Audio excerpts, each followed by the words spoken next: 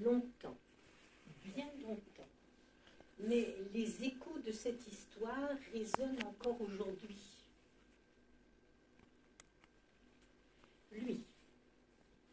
Lui, c'est une forte carrure.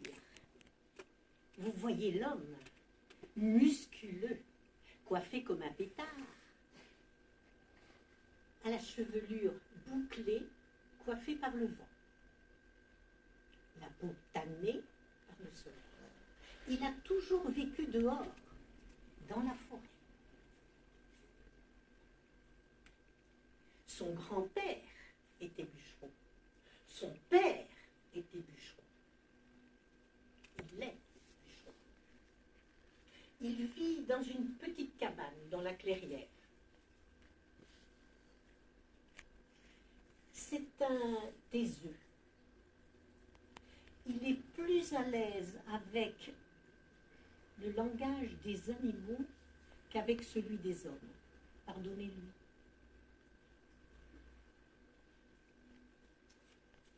Une petite brunette aux yeux verts, jolie comme un cœur. Elle habite dans le village en contrebas. Elle a eu beaucoup de chance. De famille très très modeste, même pauvre. Elle a quand même pu aller à l'école. Et elle aime les mots. Oui, elle aime les mots, les livres. Elle a appris à lire et à écrire.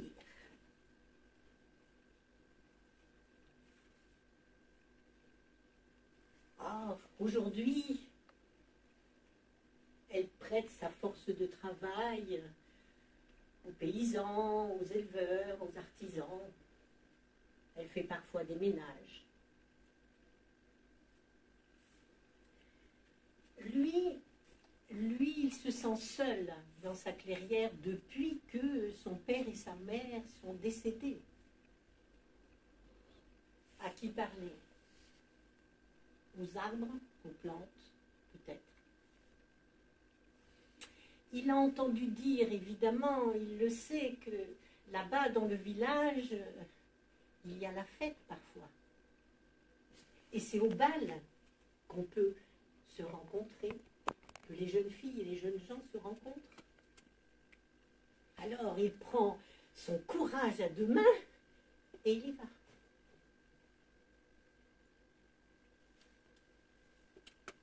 Il l'a tout de suite vue. Elle lui a tout de suite plu, la brunette, avec ses yeux verts. Oh, elle paraissait si fragile et si douce. Il l'a regardée, elle l'a vue,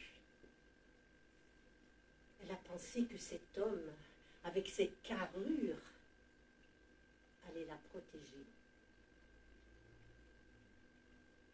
Elle l'a trouvé beau.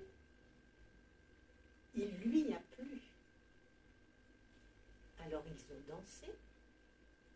Ils se sont embrassés dans un coin de rue et ils se sont aimés. Eux. Bien sûr, elle est allée habiter la petite cabane de bois. Elle y a mis de la poésie, de la couleur, des odeurs. Oh, c'était une fine cuisinière. Elle allait dans la nature chercher des champignons, des herbes sauvages, et elle en faisait de délicieux petits repas. Et puis, elle a installé des poules, et elle a même acheté une petite chèvre pour le lait. On peut dire que elle a amené du bonheur dans cette maison. Lui, il partait très tôt le matin. C'était son habitude. Il avait toujours vu son père, son grand-père, partir tôt le matin, revenir tard le soir. Alors il a continué. Tôt le matin, il partait, et le soir, il revenait tard. elle allait à sa rencontre. Et elle lui racontait sa journée, le petit hérisson qui est venu voir dans la gamelle l'arbre de lait. Et puis les petites fraises des bois, c'était bientôt l'heure. Elles sortaient de terre. Et puis la poule avait, oui, elle avait pondu aujourd'hui. Et toi? Et toi, ta journée?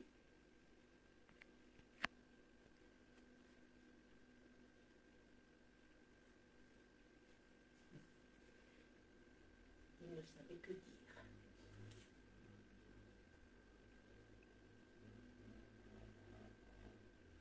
Alors, il rentrait à la maison, il prenait le repas, il se couchait. Tout allait bien. Jusqu'au jour où, lorsqu'elle a été le chercher à l'orée du bois, elle lui a trouvé une mine plutôt renfrognée. Il n'avait pas l'air content. Peut-être qu'il était fatigué. Peut-être qu'il s'était blessé. Il ne lui a pas parlé. Elle lui a raconté sa journée. Et quand il est rentré dans la maison, il a pris un bâton et il l'a levé sur elle. Et il l'a frappée. Mais pourquoi? Mais pourquoi? Elle ne comprenait pas. Mais pourquoi? Le repas était prêt. Tout était comme il fallait. Elle s'était apprêtée. Mais pourquoi? Pourquoi? Pourquoi? Peut-être parce qu'il n'avait pas les mots pour dire. Peut-être parce qu'il avait une blessure au fond de lui dont il n'arrivait pas à parler, peut-être.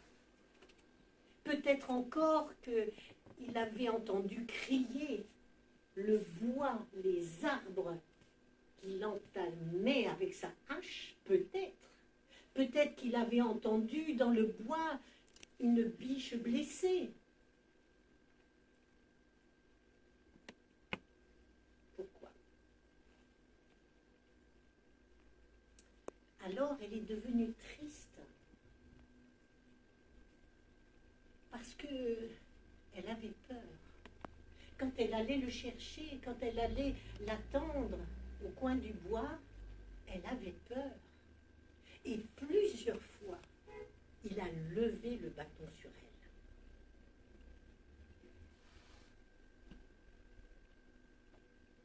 elle. Un jour, cependant, elle essayait de penser à autre chose et puis il y avait le soleil. Il faisait bon. Ça sentait bon. Et puis elle avait remarqué que les fleurs étaient en graines. Alors elle s'est dit, je vais les ramasser. Et au moment où elle ramassait les graines, elle a senti quelque chose qui se passait dans son ventre. Un bébé.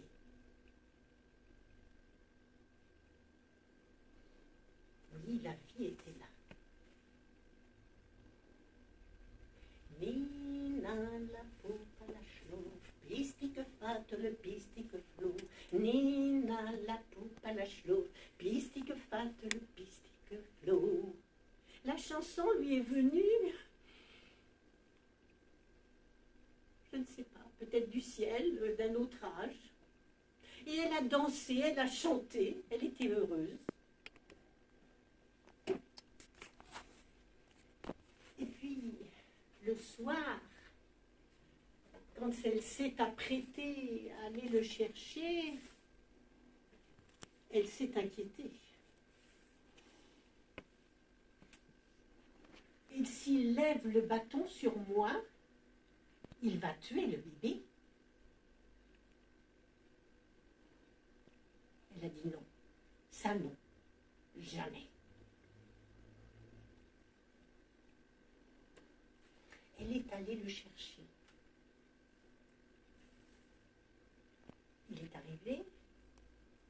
lui a chanté Nina la poupe à la chlo, pistique fat le pistique flot, Nina la poupe à la chlo, pistique fat le pistique flot. Et elle l'a emmené dans la maison avec sa chanson.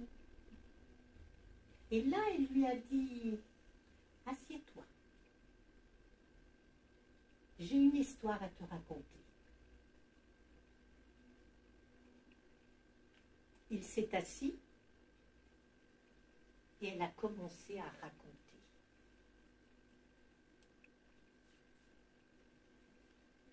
Un conte a émergé de sa bouche, un conte qui venait de nulle part.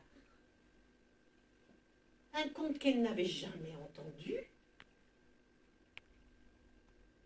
Et lui, il l'a regardé et son regard s'est perdu, l'a traversé. Son corps est devenu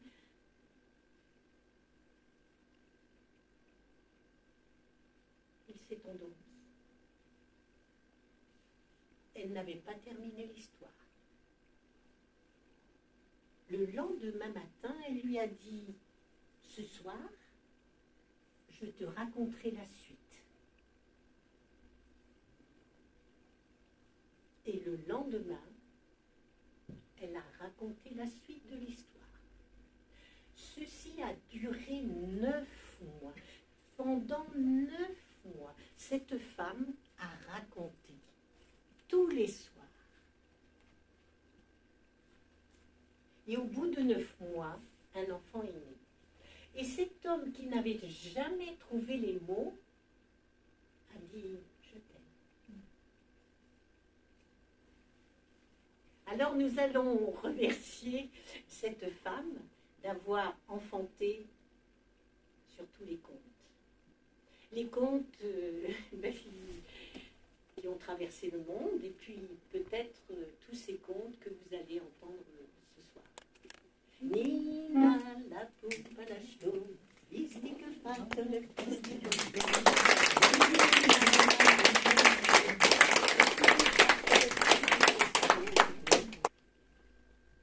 Dans la cuisine d'une ferme bretonne, une femme est occupée à charger le feu dans la cheminée. Soudain, un homme rentre, c'est son mari. Ah, je suis bien embêtée. Le maquignon qui devait venir hier pour prendre des vaches va venir aujourd'hui. Et je pars à la foire de Guéménée. Donc, tu vas te charger de le recevoir. Mais il faut bien que tu comprennes. Hein. Tu n'as pas l'habitude. Hein. Il faut que tu lui donnes 3 vaches. C'est pas compliqué. Elles sont dans l'étable. Toutes seules, les 3 vaches de l'étable. Et il te donne une bourse de 200 écus. Il faut que tu les comptes. Hein, parce qu'il c'est un filou. Donc, les 3 vaches de l'étable contre 200 écus. Pas un sou de plus, pas un sou de moins. D'accord? Tu comprends bien. Hein? Attention, hein? Tu les comptes, ces écus. Hein? 200. 3 vaches et 200 écus. Bon, je pars. Je te fais confiance. Et ils s'en vont. Alors là, elle veut bien faire. Alors, elle se répète plusieurs fois. 3 vaches dans l'étable, 200 écus, pas un sou de plus, pas un sou de moins sur la table. 3 vaches dans l'étable, 200 écus, pas un sou de plus, pas un sou de moins sur la table. Et ainsi de suite, et ainsi de suite. Et 300, 200 écus dans l'étable, 3 vaches sur la table. Ça va pas, ça va pas. Je m'embrouille. Je reste calme. Toc, toc, toc.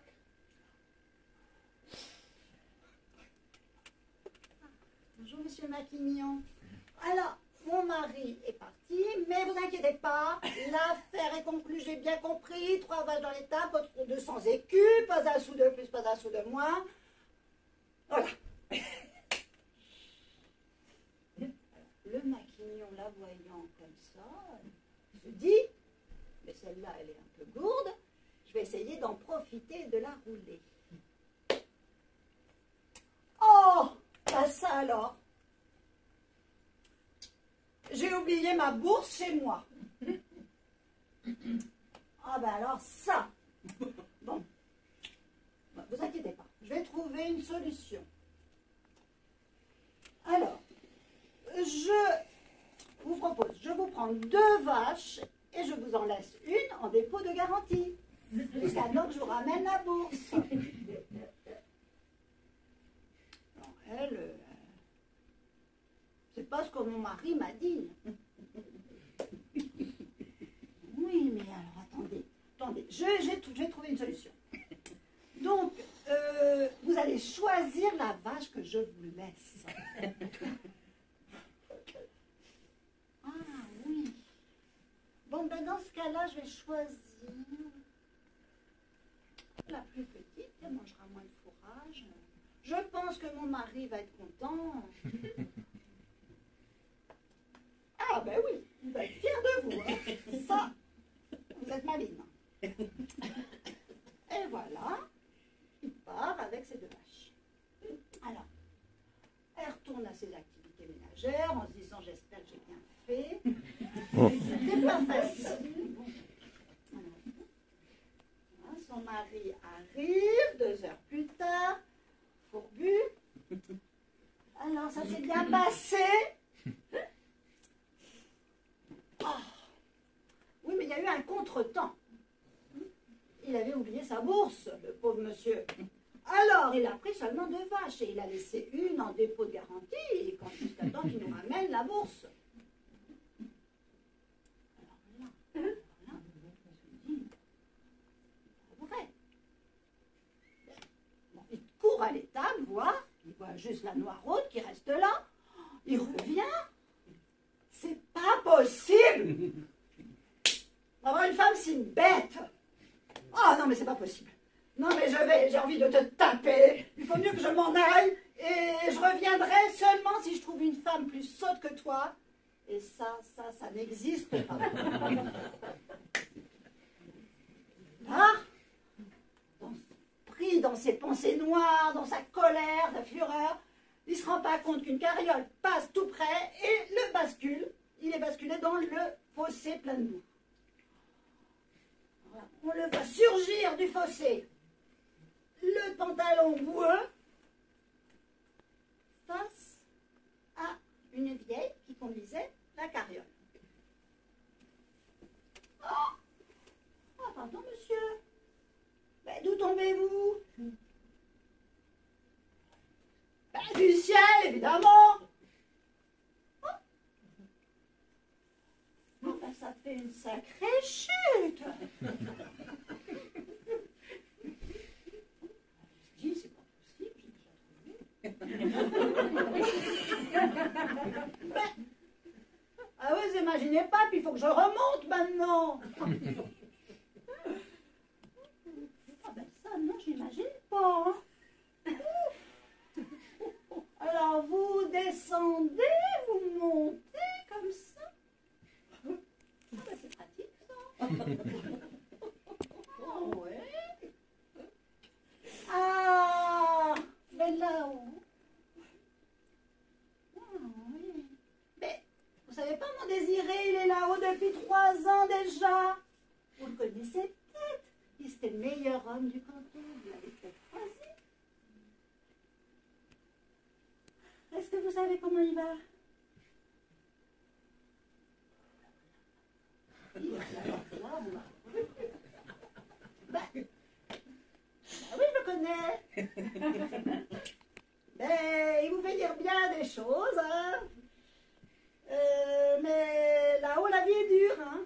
Il a du mal à joindre les 2 bouts.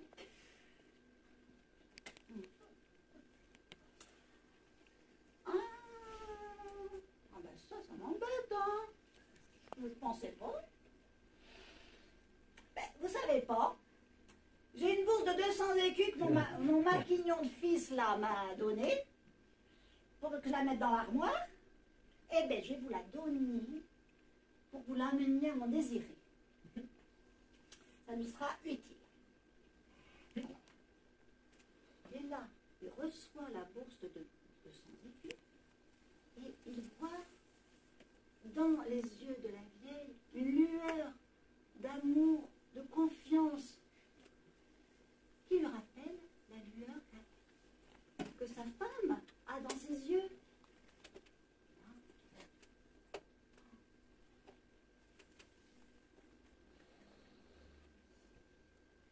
Il se met tout bouleversé. Et là, il rentre chez lui. Et quand il rentre chez lui, sa femme a mis le couvert. La soupe est dans la cheminée, sent bon. Elle le regarde avec un petit air inquiet quand même. Et elle voit qu'il a un autre regard. Il a l'air plus doux. Tiens, c'est pour toi. Je te les confie, les 200 écus.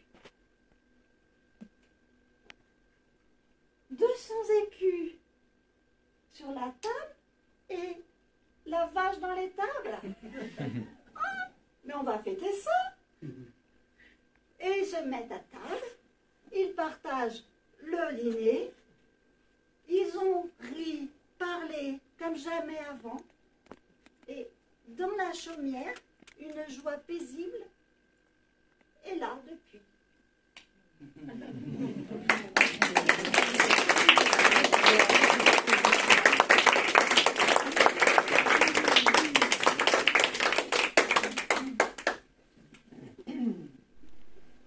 Le vieux berger est très inquiet.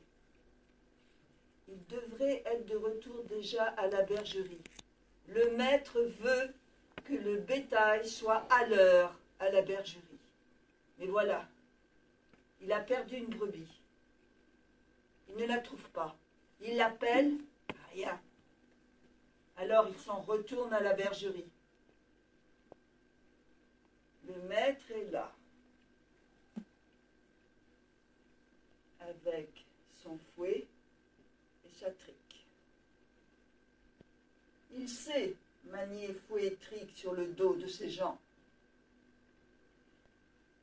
Le berger rentre le troupeau, va voir le maître.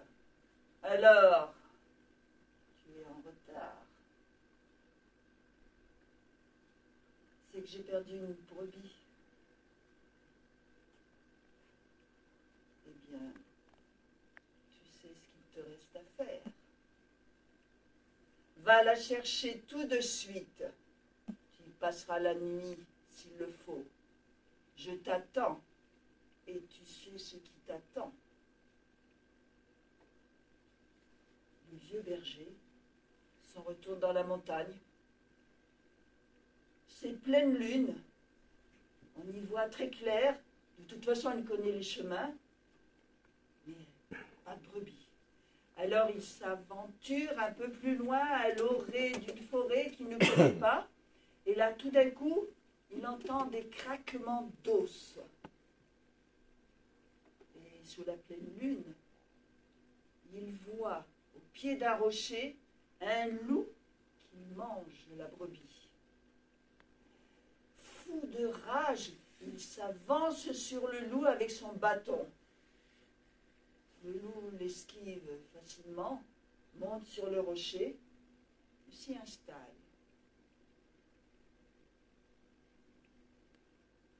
Alors, tu veux être loup pour moi, comme ton maître est loup pour toi? Je sais, tu as peur. Quand tu vas revenir, tu vas être rossé. Mais veux-tu te venger? Le vieux berger, en entendant le loup parler ainsi, lâche son bâton. Le loup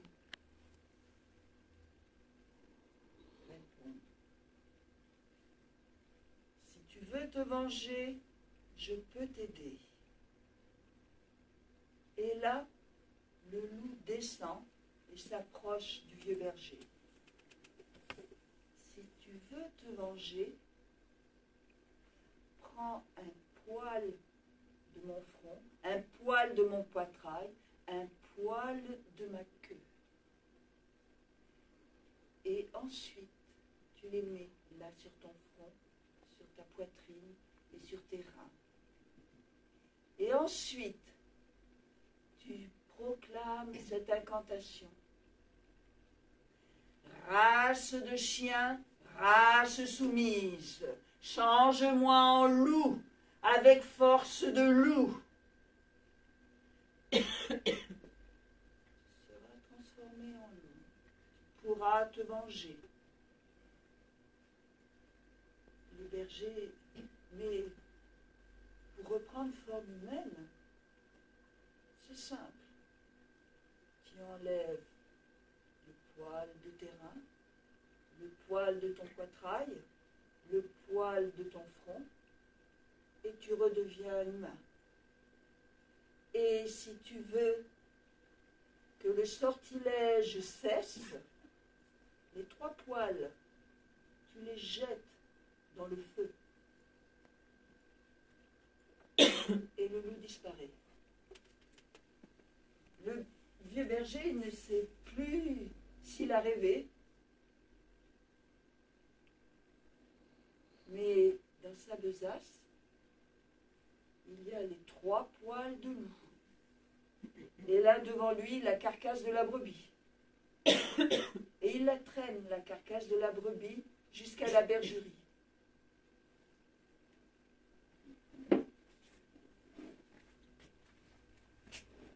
Le maître est là, qui attend.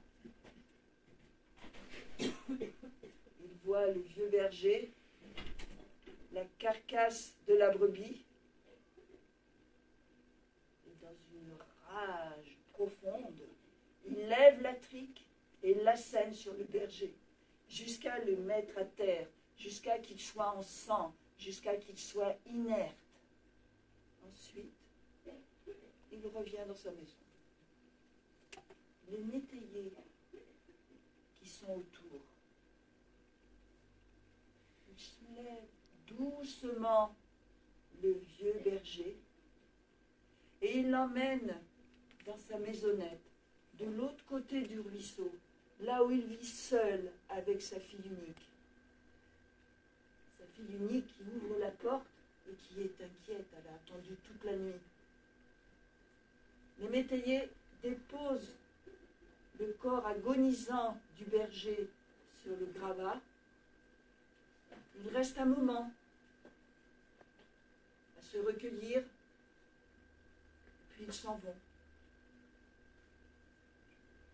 Quand ils sont seuls, le vieux berger appelle sa fille unique. Viens. Je n'ai plus beaucoup de temps, mais s'il te plaît, venge-moi. Prends les 3 poils de loup qui sont dans ma gibecière, mets-en un sur ton front, un sur ta poitrine, un sur tes reins, et puis dis cette incantation. Race de chien, race soumise, change-moi en loup, avec force de loup. Devenir femme, arrache les 3 poils. Et pour que le sortilège se termine, tu peux les brûler. Mais surtout, venge-moi, venge-moi. Il meurt sur ces paroles. On enterre le vieux berger dans la journée. Derrière la petite maison, les métayers sont là avec grand respect. Et le soir, la jeune fille est pleine de peine, de chagrin et de haine aussi. Alors elle prend les 3 poils de loup, les met sur son front, sur sa poitrine et sur ses reins, et elle chante. Race de chien, race soumise, change-moi en loup avec force de loup. Et au fur et à mesure, elle sent son visage se transformer, son buste aussi, ses jambes. Elle se met à hurler de terreur, et dans son hurlement, elle reconnaît le hurlement du loup, celui qui lui faisait peur quand elle était enfant. Elle sort de la maison en courant, elle va dans le ruisseau, elle court à la bergerie, elle égorge un mouton, et puis elle court dans la vallée, la gueule ensanglantée, jusqu'à épuisement. Et à l'aurore, elle retourne chez elle, arrache les 3 poils et s'endort nue devant la cheminée. Les métayers l'ont dit au maître, qui a fouetté de plus belle. Mais le lendemain et les surlendemains, encore des brebis égorgées, et des veaux, et des taureaux. Et la jeune fille mettait toute son intelligence de femme au service de l'envie meurtrière et de vengeance de la louve. Les métayers apprenaient chaque jour au maître les méfaits de la nuit.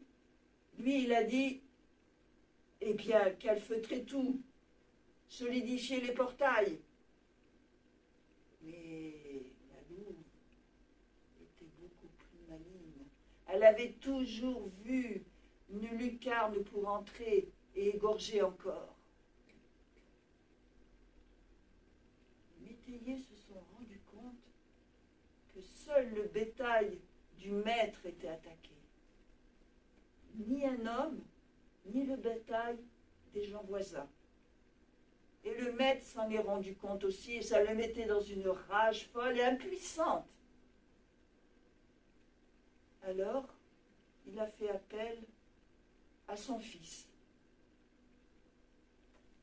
Son fils, c'était un garçon de la ville, faisait des études d'ingénieur. Il était posé, il a la voix calme, il a le regard franc, enfin, aucune ressemblance avec le père. Il s'entretient avec le père, il lui promet de capturer la bête, parce que les métayers l'appellent la bête. Ils ne savent pas quel est cet animal qui peut égorger aussi bien un cheval qu'un taureau qu'une brebis. Ensuite, le jeune homme rassemble les métayers pour préparer un plan. Calfeutrer encore un peu plus et faire des tours de garde pour veiller sur le bétail. Là, la louve a le travail beaucoup plus difficile. La nuit, le bétail est surveillé, il faut qu'elle s'aventure un peu plus de journée. Et un matin, à l'aube, tout grise dans la neige, elle ose s'aventurer. Et un métayer la voit. La bête, mais c'est une louve, vite, allons chercher le fils du maître. Le fils du maître arrive vite avec un fusil, tire, blesse la louve. Dans la neige, il est facile de voir les traces de sang. Donc le jeune homme la suit. Elle s'arrête à un ruisseau. Et derrière le ruisseau, il aperçoit une petite chaumière. Il s'en approche. La porte est ouverte. Il pose son fusil à l'entrée. Il entre. Et il reste abasourdi devant ce qu'il voit. Une femme nue, allongée, dormant devant le feu de cheminée, des longs cheveux lui couvrant les reins, la peau douce et claire, la respiration tranquille. Il reste des heures à la regarder, avec un un amour grandissant. Il en est tout tremblant. Et quand elle commence à bouger pour se réveiller, il ose poser une main sur son épaule. Elle le regarde. Et elle voit dans le regard du jeune homme l'amour qu'il lui porte. Et elle le lui rend bien, aussitôt. Et pendant une semaine, c'est une chaumière d'amour et de feu qui leur fait oublier tout ce qui se passe à l'extérieur. Ils s'aiment. Et une nuit, elle entend. Ah, ce chien. Ah, ce soumise. Change-moi en loup, avec force de loup. Venge-moi, venge-moi. Elle se redresse, honteuse d'avoir oublié la promesse à son père. Déjà avec une rage qui la soulève, vite, elle remet les 3 poils et en louve, elle court à la bergerie et elle en égorge 3 des brebis. Et le lendemain, les métayers viennent à la maisonnette. Ils savent l'amour qu'il y a entre le jeune homme et la jeune fille. La jeune fille est là, allongée tranquille le long de son amant. Les métayers lui apprennent les 3 égorgements. Il va tout de suite voir ce qu'il en est. Il va falloir surveiller de jour et de nuit. Et le lendemain, dans la nuit, là, le jeune homme observe que la jeune fille n'est pas à côté de lui. Alors, il s'en inquiète un peu, mais au petit matin, elle est de retour. Et il observe aussi que, à chaque fois qu'elle est absente, maintenant il a le sommeil plus léger, eh bien les métayers viennent lui dire qu'il y a encore des animaux égorgés. La crainte s'installe dans son cœur. Un matin, elle lui annonce « Je suis enceinte ». Lui, il est ravi. Et en même temps, la peur lui broie les entrailles. Alors, il va voir les métayers et il leur dit « Écoutez, la louve, je ne veux pas qu'on lui fasse de mal. Je ne veux surtout pas qu'on la blesse. Il faut la prendre, mais attendez-moi, n'y touchez pas. » Les métayers acquiescent. La nuit arrive, ils s'endorment tous les deux, jeune fille et jeune homme, mais en pleine nuit, il se redresse, elle n'est pas là. Et là, il a un pressentiment de catastrophe. Il court vite à la bergerie. La louve est là, encerclée par les métayers. La louve grogne, mais elle ne veut blesser personne, surtout pas. Et les métayers respectent la parole donnée au jeune homme. Ils n'y touchent pas. Ils sont là à s'observer. Et au moment où le jeune homme va intervenir, dans un cri de rage, le maître arrive avec un pieu, écarte le cercle des métayers et transperce le ventre de la louve pleine.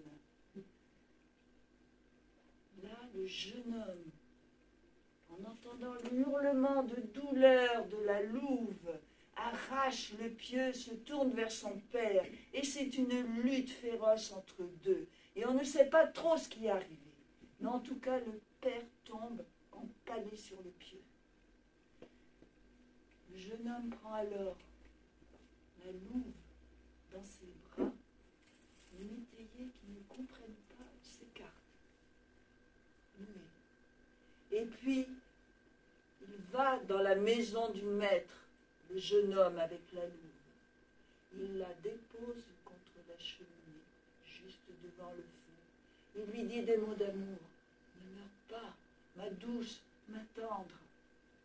Et la louve se réveille un petit peu. Arrache-moi 3 poils, là, un sur mon front, un sur ma poitrine, un sur mes reins. Et vite, vite, brûle-les dans la cheminée. Ce qu'il fait. Et bien sûr, elle apparaît, la jeune fille, toute resplendissante et nue, avec quand même des gouttes de sang sur le flanc. Et sur le sol, tout braillard et tout rose, un bébé.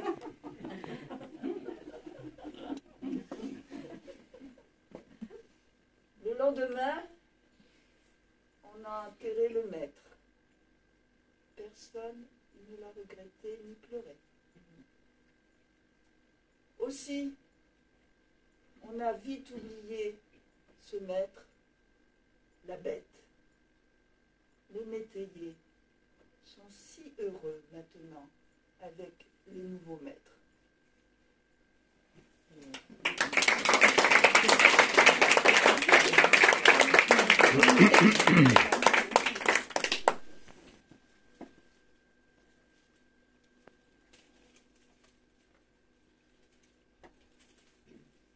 Et dire que ces fleurs étaient splendides.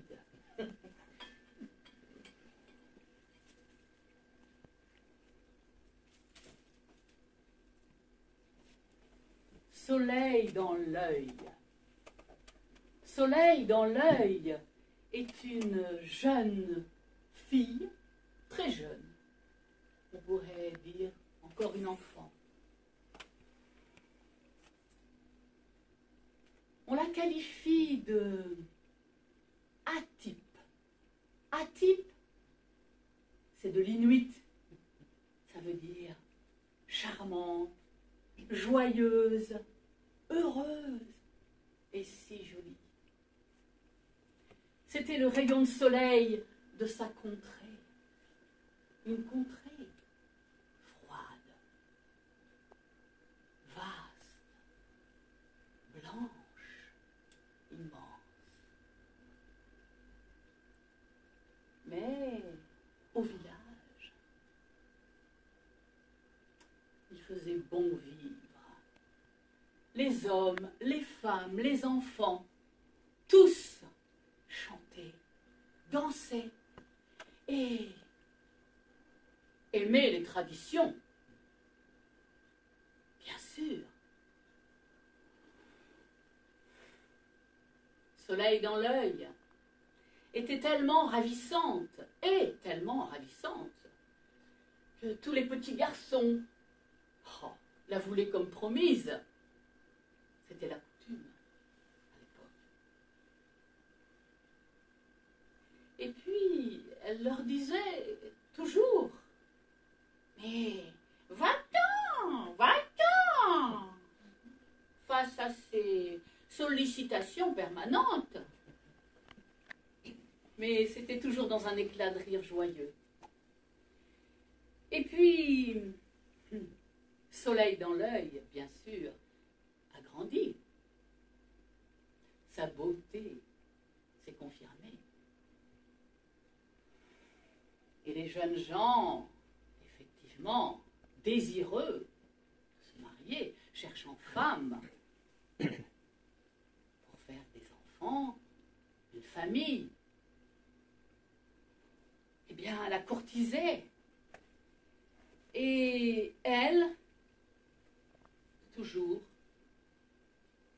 leur disait, mais va-t'en, va-t'en, va-t'en. Si bien que certains ont fini par se décourager. Et effectivement, s'en sont allés. Toutefois, il y en a un qui persévérait envers et contre tout. Il était impétueux, impétueux, tant il aimait soleil dans l'œil. Et cet amour n'avait eu de cesse depuis l'enfance. Son nom, Cœur de torrent. Cœur de torrent. Bel homme, bel homme, bel homme. Oui. Aucune femme n'ignorait cela. Et elles essayaient de tourner autour, tout le temps. Mais lui n'avait Dieu que pour soleil dans l'œil. Mais elle lui disait, va-t'en, va-t'en.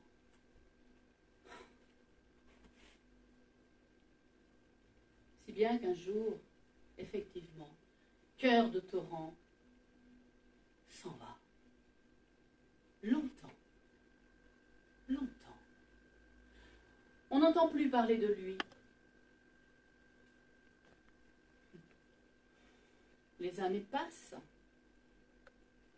Et soleil dans l'œil, comme toutes les femmes de sa tribu, et comme il est nécessaire dans ces contrées froides et glaciales, eh bien, elle se marie, bien sûr. Oh, cet homme-là, certes, était mauvais chasseur. Et puis, cet homme-là n'allait pas l'embêter, l'ennuyer de ses avances pressantes. Alors, oui, elle l'épousa. C'était nécessaire. Un jour, les femmes du village ont commencé à raconter qu'elles avaient aperçu là-bas, sur la berge, elles avaient aperçu, recroquevillées contre un rocher, se cachant. Eh bien, elles avaient aperçu Cœur de torrent. Toute la journée, il était resté tapi. Et le soir venu, et c'était vrai, le soir venu, il avait frappé à la porte du soleil dans l'œil. Une fois, va-t'en. 2 fois, va-t'en. 3 fois, va-t'en.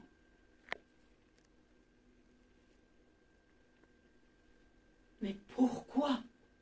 Pourquoi t'es-tu mariée avec un homme que tu n'aimes pas?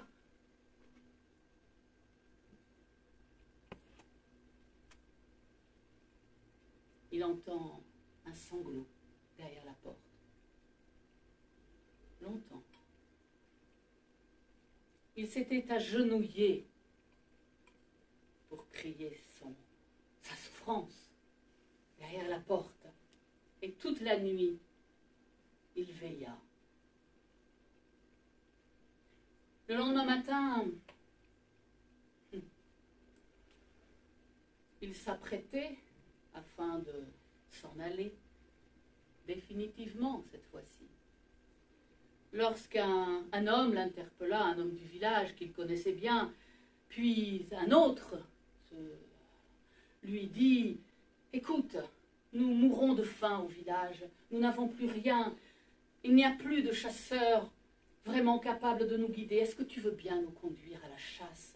Nous avons besoin de viande, le village meurt de faim. » Alors aussitôt, bien sûr, Cœur de torrent, on pourrait dire cœur vaillant, Cœur de torrent prend la tête des chasseurs et les voilà partis. Mais ce jour-là, il y avait du vent, il faisait froid, le blizzard soufflait à tout rompre. Oui. Ce n'est que le soir, très tard, que, titubant à l'horizon, harassé, un caribou sur les épaules. Ce n'est que le soir que Cœur de torrent revenait et s'écroulait dans le village, sur la place. Tout aussitôt, les femmes l'entourèrent, le prennent, le mettent à l'abri dans une salle, le réchauffent, essaye en tout cas, lui souffle sur les mains, lui frotte les pieds, l'allonge. Il s'endort, une nuit complète. Le lendemain, toute la journée, il dort. Et ce n'est qu'au bout de 2 jours complets qu'enfin il se réveille. Et là, on voit apparaître soleil dans l'œil. Soleil dans l'œil qui s'approche du corps encore endormi, le cœur de torrent qui se penche et qui lui souffle. Va-t'en, va-t'en, mais va-t'en.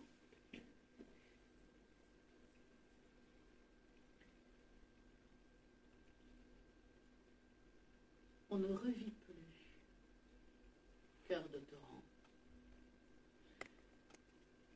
Les années se sont écoulées. À présent, soleil dans l'œil, est vieille, très vieille. Oh, ma foi. Elle est bien comme elle est. Elle vit seule. Il lui suffit d'avoir la soupe et d'avoir un toit. En tout cas, c'est ce qu'elle dit à tout le monde. Mais ce n'est pas vrai. Non. Soleil dans l'œil est fier. Et tous les soirs, elle a pris l'habitude d'aller s'asseoir sur le rocher qui est devant sa maison. Tous les soirs, jusque tard dans la nuit, elle s'assoit et elle est aux aguets. Tout son être est tendu, écoute, attend. Quoi? Nul ne sait. Elle-même le sait-elle.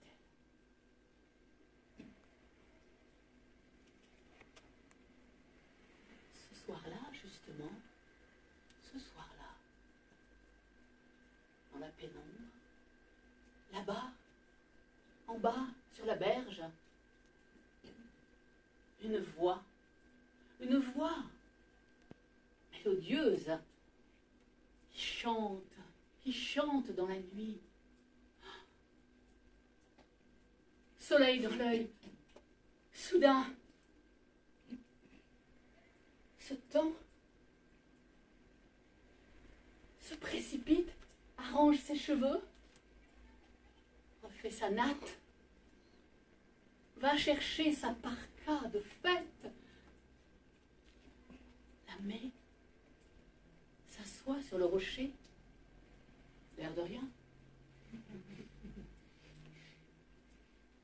Elle attend, mais elle s'impatiente. Alors elle décide de descendre sur la berge. Et la voilà partie. Et la voilà partie. Et la voilà partie.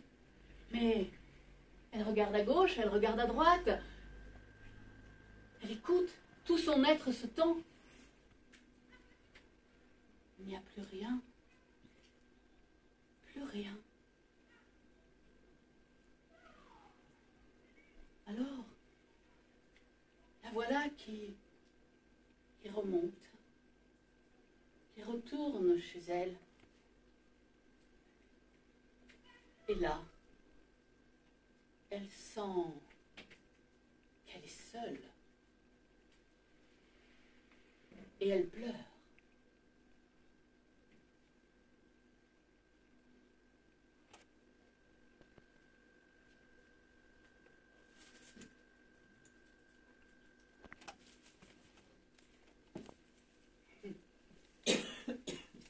Oh.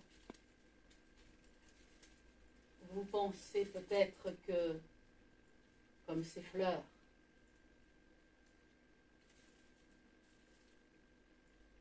Elles sont fanées. Il est trop tard.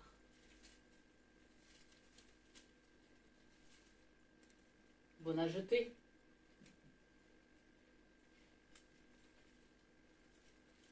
Ou au contraire,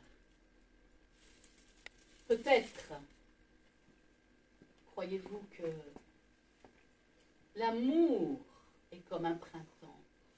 L'amour ne meurt jamais.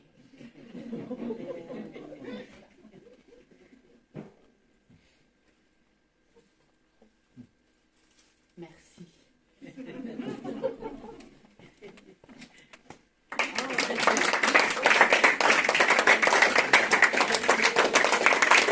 Désolée, on va encore vous présenter des beaux sujets. Ils sont pas mal aussi. Ils sont bien. Donc on y va. C'est parti.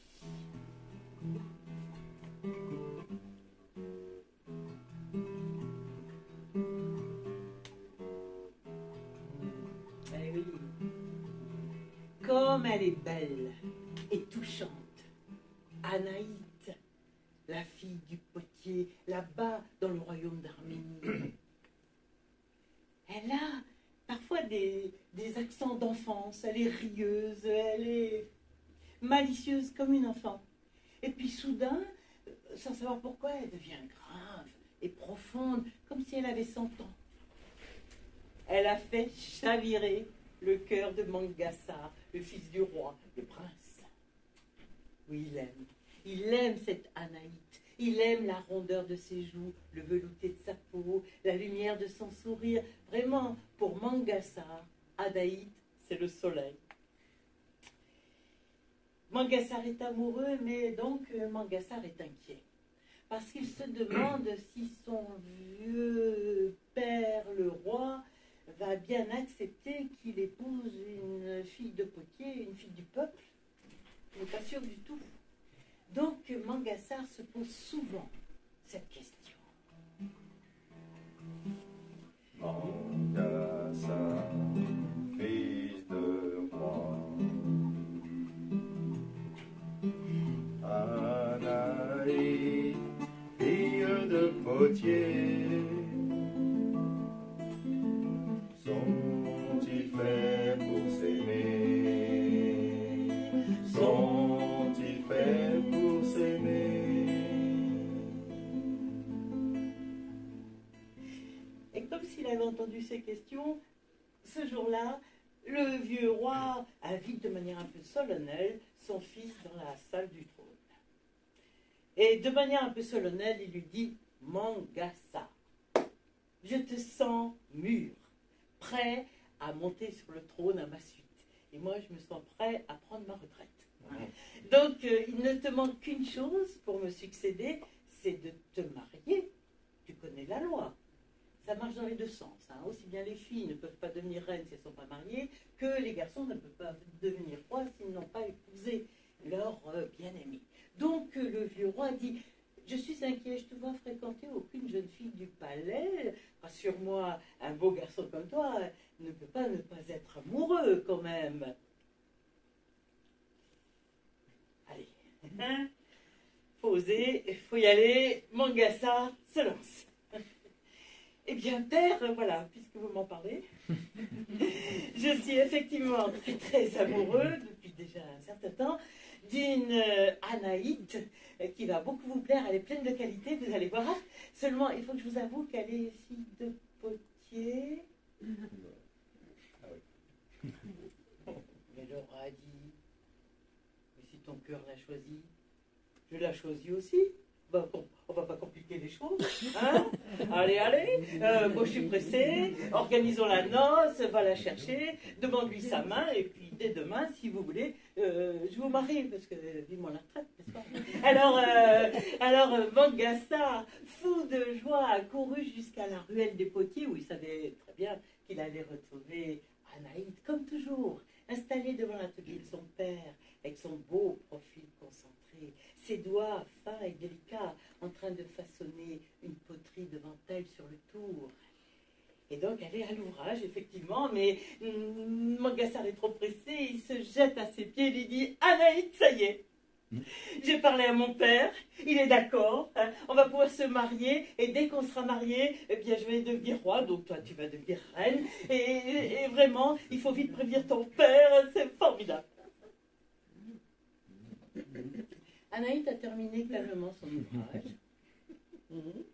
Elle l'a décollé du tout, elle posé à ses pieds pour qu'il sèche au soleil comme il se doit. Elle s'est lavé délicatement les mains. Et puis avec un doux sourire, elle s'est tournée vers Mangassar. Mangassar, tu sais que depuis très longtemps, mon cœur t'a choisi. Je t'aime, j'aime l'homme que tu es. Mais il y a un problème. Un problème? Il n'y a pas de problème, mon père est d'accord. Non, je ne te parle pas de ça. C'est que tu n'as pas de métier. Métier?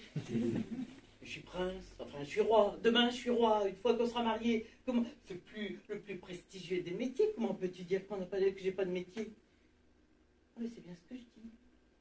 Parce que roi, c'est pas un métier, c'est une fonction. Tu peux perdre ta fonction de roi du jour au lendemain.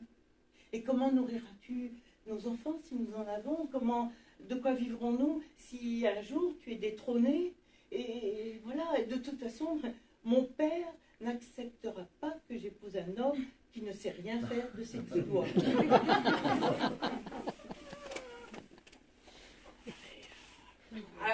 Voilà. Alors, Mangassar a compris, hein, il est amoureux, il relève le défi.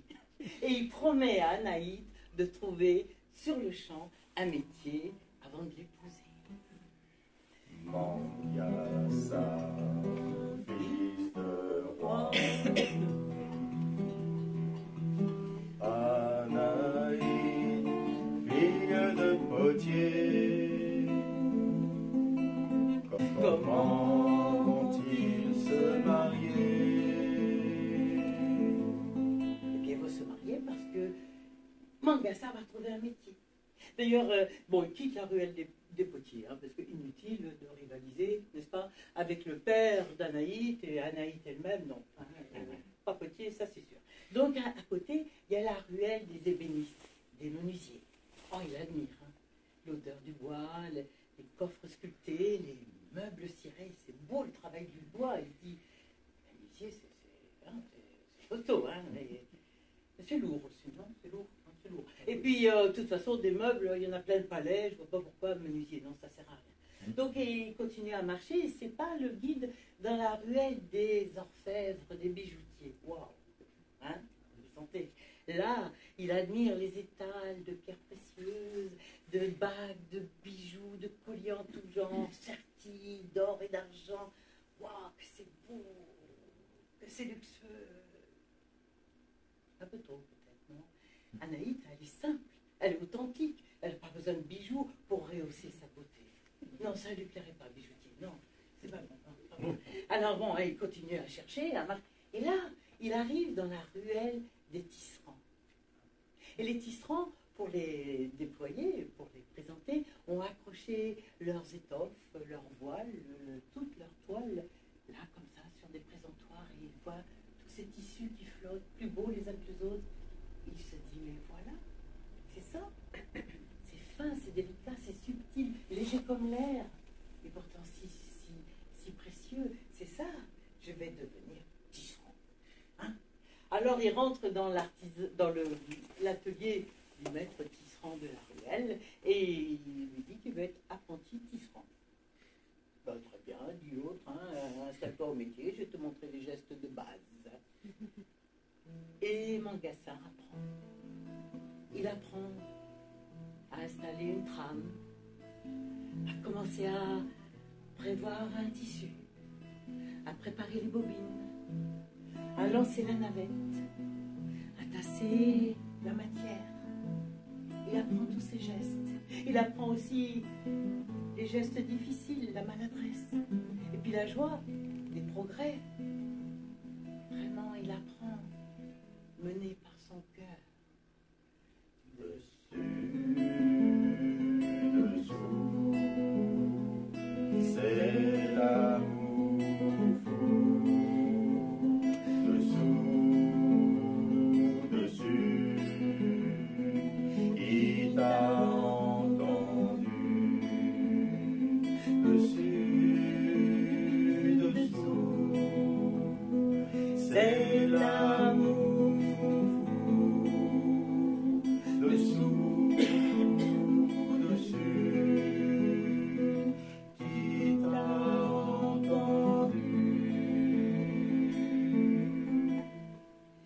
par son cœur, Mangassar, il apprend vite et bien.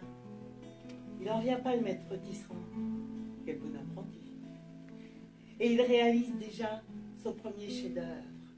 Une toile extraordinaire que lui a dicté son amour pour Anaïde. Toute faite de pourpre, de rouge, de pivoine écrasée, de grenades éclatées, de cramoisies, de tomates bien mûres, de cerises noires, ces bruns, ces roses d'Arménie, toutes ces couleurs, ces arabesques, ces volutes, la plus belle toile que vous puissiez imaginer, par amour pour elle. Et quand son chef-d'œuvre est réalisé, il peut enfin l'enlever du métier. Et il va vite dans la ruelle des potiers. Elle est là comme d'habitude devant son tour. Et il lui déploie là dans la ruelle son chef-d'œuvre en disant à Naïd, ça y est, je suis tisserand. Ça te va? Regarde ce que j'ai réalisé pour toi. Là, elle arrête son ouvrage. Elle sourit. Et elle dit bravo. Cette toile, cette étoffe, sera celle dans laquelle je vais tailler et coudre ma robe de mariée. Mangassar, fils de roi, Anaïd, fille de potier, demain vont se marier, demain vont se marier. On ne va pas vous raconter la noce. Hein. Vous imaginez, ça a été somptueux. À 3 jours, 3 nuits, non-stop. Les deux pères étaient ravis, parce que bien sûr, papa Potier était invité. Tout le monde trouvait ça extraordinaire. La mariée était trop belle dans sa robe couleur d'Arménie. Et lui, tellement somptueux dans sa tenue de prince devenu roi. Et ça a été une fête à n'en plus finir. Et ils sont montés sur le trône du roi, puis aller se reposer. Et ils ont commencé à régner tels qu'ils étaient, splendides tous les deux. Et très vite, Anaïd a senti, comme seule une femme peut le sentir, que en son sein, une boule de vie et d'amour était en train de grossir. Bon, elle n'a pas voulu en parler tout de suite, non. C'était un son secret.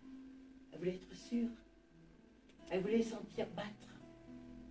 Elle voulait sentir ces petits coups tellement caractéristiques que seules celles qui ont porté connaissent. Elle a attendu quelques mois parce que c'était un secret.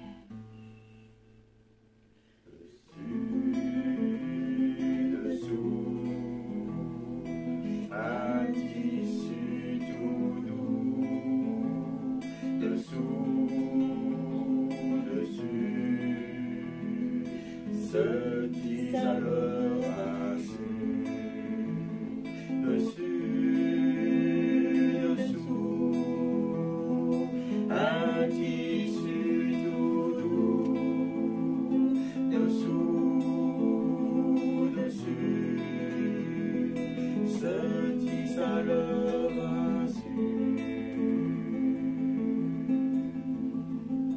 Et quand elle a été sûre d'elle, Anaïd a annoncé à Mangassar qu'il allait devenir père. Ah, sa joie a été complète. Il a exulté le roi Tisserand. Mais elle l'a calmé. Elle a dit très bien. Pour m'épouser, tu as dû apprendre un métier. Je t'en remercie. Et maintenant, tu vas avoir le plus difficile des rôles à tenir, le plus délicat. Tu vas devenir père. Donc, pour devenir père, il te faut apprendre la vie. La vie, je la connais. Je suis vivant, je la connais, la vie. Non, Mangassar, excuse-moi. Tu n'es jamais sorti de ton palais, seulement pour venir me rendre visite dans la ruelle des potiers ou apprendre le métier de tisserand chez ton maître tisserand. Mais tu ne connais rien de la réalité de ton royaume, de tes sujets. Tu es resté là, protégé, sous ta cloche de verre. Il va falloir sortir, Mangassar. Que vas-tu apprendre à notre enfant si tu ne connais pas la vraie vie?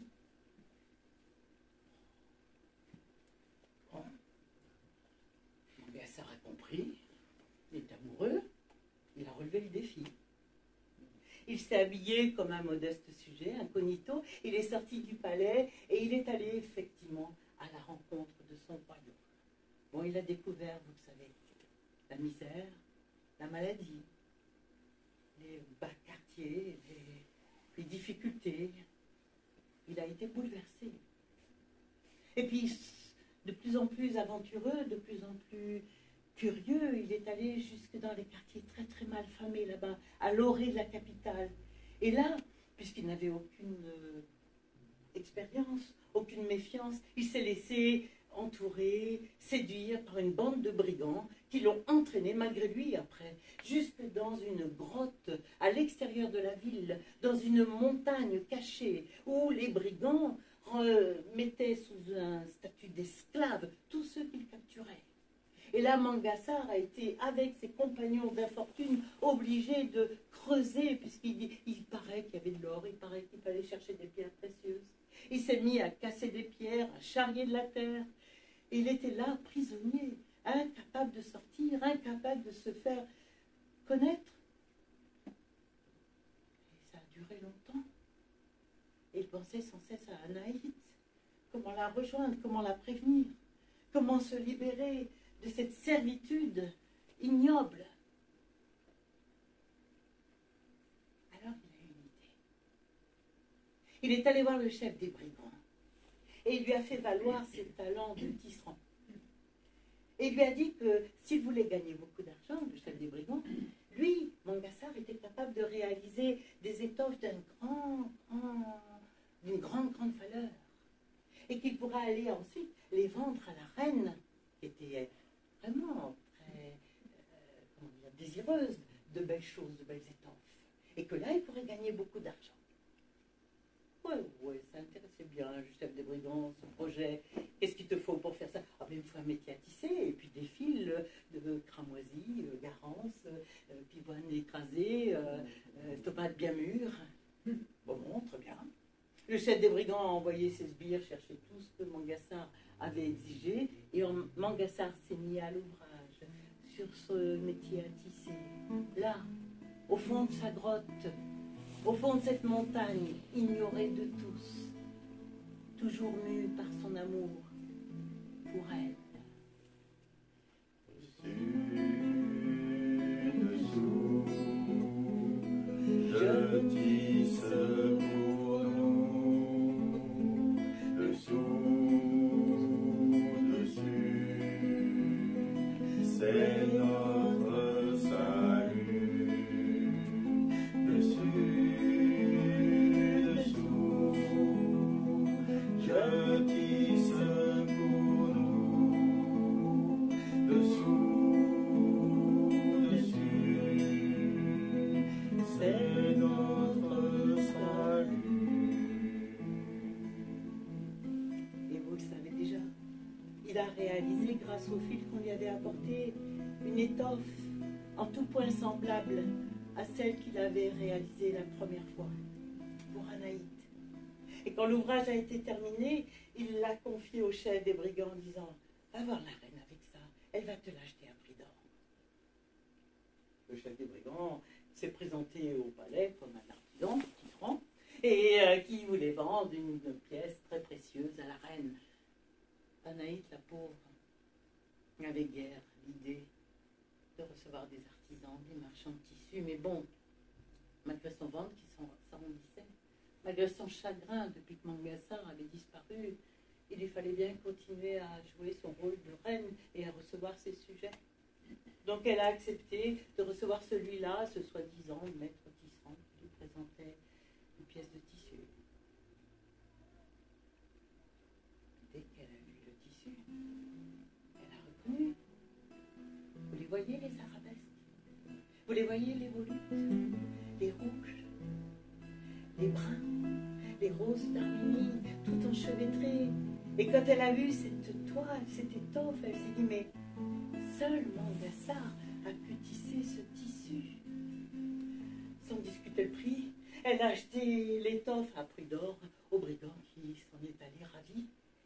Et dès qu'il a été parti, elle a déplié l'étoffe devant elle pour l'admirer, pour sentir l'odeur de son homme disparu. Et là, elle a découvert que ce n'était pas tout à fait le même tissu que celui de sa robe de mariée. Elle a découvert qu'il y avait là, caché dans la trame, un fil d'or, nouveau. Elle ne le connaissait pas, celui-là. Elle l'a suivi du regard, elle l'a déchiffré, oui, déchiffré, car ce fil d'or était une écriture. Mangasa avait tissé dans la trame de son étoffe un message secret, enfoui là, qui disait où il était, dans quelle montagne, dans quelle grotte, dans quelle servitude. Et quand Anaïs a lu et déchiffré et compris ce qui se passait, elle a appelé ses gardes, ses escouades.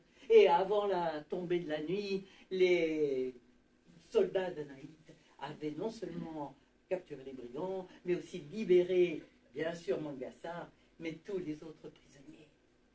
Mangasa a couru jusqu'au palais. Retrouvailles, étreinte, comme son ventre avait gonflé. Elle lui a dit en souriant, Mangassar, ce tissu que tu m'as envoyé sera celui qui enveloppera notre nouveau-né le jour de sa naissance.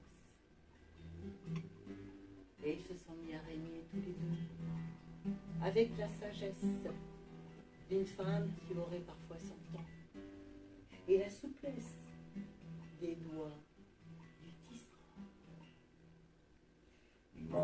Mangasa, tu es roi. Anaïs, tu es majesté.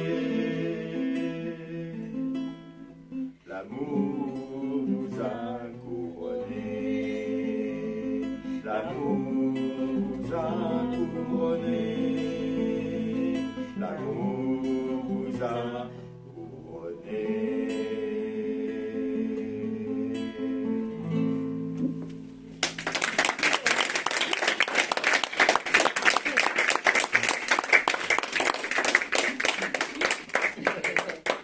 Bon, merci pour vos grandes oreilles. Est-ce que vous voulez revoir un petit peu celles qui vous ont ravis depuis le début, hein? Parce que là, nous, on conclut, c'est pas juste qu'on soit les derniers dont vous vous rappelez.